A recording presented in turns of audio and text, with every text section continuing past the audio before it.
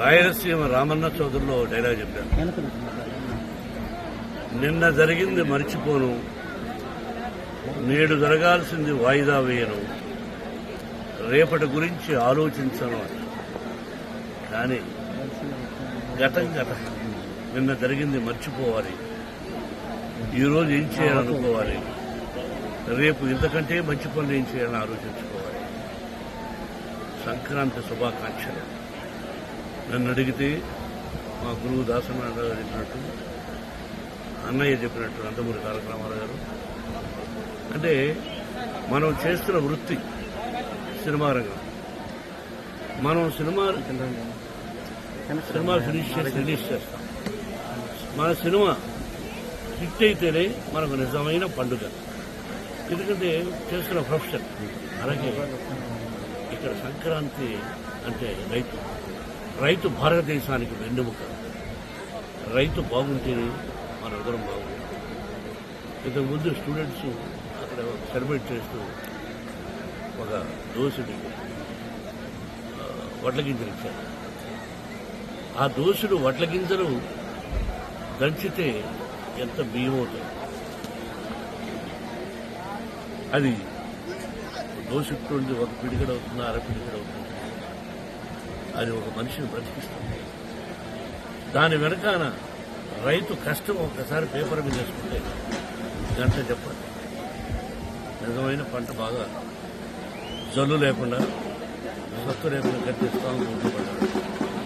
కాబట్టి రైతు భారతదేశానికి వెన్నెముక. ఇది మనందరికీ పండుగ, సంక్రాంతి పండుగ. సంక్రాంతి లక్ష్మి అందరి ఇళ్లలోకి వచ్చి అందరూ సుఖ సంతోషాలతో సౌభాగ్యంగా 100 సంవత్సరాలు క్షేమంగా ఉండాలని, కరువు కాటకాలు రాకూడదని ఆ షిరిడి సాయినాథని ప్రకృతిని నూతన సంవత్సరం సంక్రాంతి శుభాకాంక్షలు.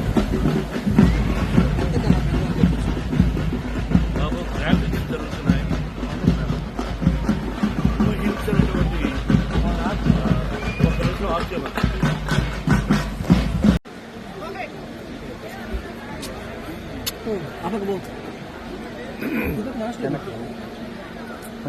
రాయలసీమ రామన్న చౌదరిలో డైలాగ్ చెప్పాను. నిన్న జరిగింది మర్చిపోను, నేడు జరగాల్సింది వాయిదా వేయను, రేపటి గురించి ఆలోచించను అని. కానీ గతం గతం, నిన్న జరిగింది మర్చిపోవాలి, ఈరోజు ఏం చేయాలనుకోవాలి, రేపు ఇంతకంటే మంచి పనులు ఏం చేయాలని ఆలోచించుకోవాలి. సంక్రాంతి శుభాకాంక్షలు. నన్ను అడిగితే మా గురువు దాసనారాయణ గారు చెప్పినట్టు, అన్నయ్య చెప్పినట్టు, నందమూరి తారక రామారావు గారు, అంటే మనం చేస్తున్న వృత్తి సినిమా రంగం. మనం సినిమా ఫినిష్ చేసి రిలీజ్ చేస్తాం. మన సినిమా హిట్ అయితేనే మనకు నిజమైన పండుగ. ఎందుకంటే చేస్తున్న ప్రొఫెషన్.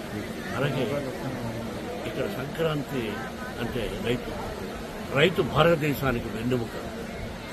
రైతు బాగుంటేనే మన అందరం బాగుంటుంది.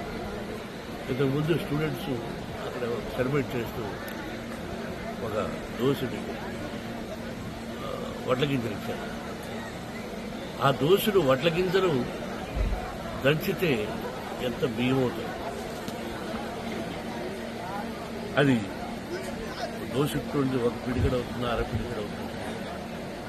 అది ఒక మనిషిని బ్రతికిస్తుంది.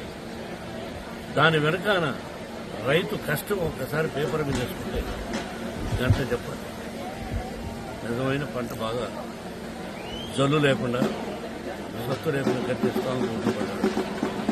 కాబట్టి రైతు భారతదేశానికి వెన్నెముక. ఇది మనందరికీ పండుగ, సంక్రాంతి పండుగ.